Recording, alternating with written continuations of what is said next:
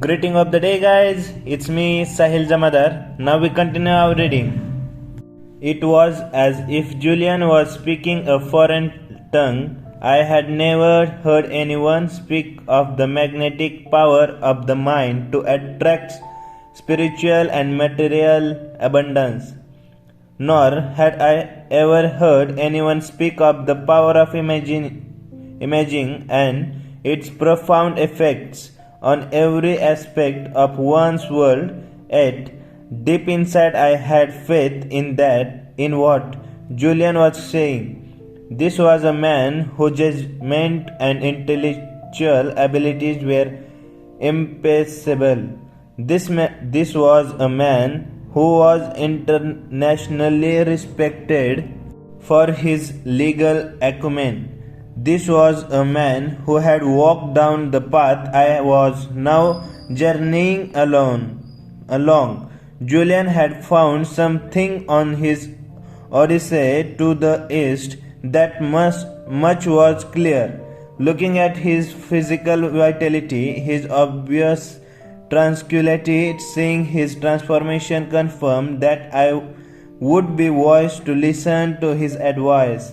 The more I thought about what I was hearing, the more sense it made. Surely the mind must have a great deal more potential than most of us are currently using.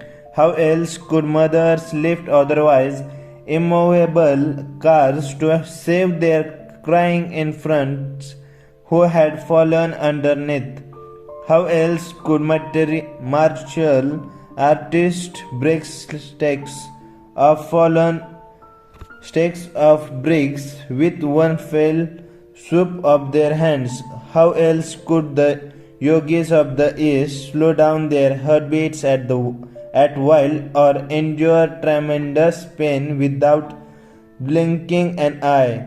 Maybe the real problem was within me and my lack of belief in the gifts that every being possesses. Perhaps this evening, sitting alongside a farmer, millenary lawyer turned monk of the Himalayas was a sort of wake-up call for me to start making the most of my life. But doing these exercises at the office, Julian, I responded. My partners think I am strange enough as it is. Yogi Raman and all the kind sages with whom he lived often use a saying that had been passed down to them through the generations. It is my privilege to pass it on to you. On what has become an important evening for both of us, if I may say so, the words are as follows. There is nothing noble about being superior to some other person. True nobility lies in being superior to your former self. All I am really getting at is that if you want to improve your life and live with all that you deserve, you must run your own race. It doesn't matter what other people say about you. What is important is what you say to yourself. Do not be concerned with the judgment of others as long as you know what you are doing is right. You can do whatever you want to do as long as it is correct according to your conscience and your heart. Never be ashamed of doing that which is right. Decide on what you think is good and then stick to it. And for God's sake, never get into the petty habit of measuring your self-worth against other people's net worth. As Yogi Raman preached, every second you spend thinking about someone else's dreams, you take time away from your own. It was now 7 minutes past midnight. Remarkably, I didn't feel the least bit tired. When I shared this with Julian, he smiled once again. You have learned yet another principle for enlightening living. For the most part, fatigue is a creation of the mind. Fatigue dominates the lives of those who are living without direction and dreams. Let me give an example. Have you ever had an afternoon at the office where you were reading your These reports and your mind started to wander and you started to feel sleepy. From time to time I answered, not wishing to reveal the fact that this was my modus operandi. Sure, most of us feel drowsy at work on a regular basis. Yet, if a friend calls on the phone to ask you if you want to go out to the ball game that night or ask you for advice on his golf game, I have no doubt that you would spring to life. Every trace of your fatigue would vanish. Is that a fair assessment? That's fair, counselor. Julian knew he was on a roll, so your tiredness was nothing more than a mental creation, a bad habit your mind has cultivated to act as a crutch.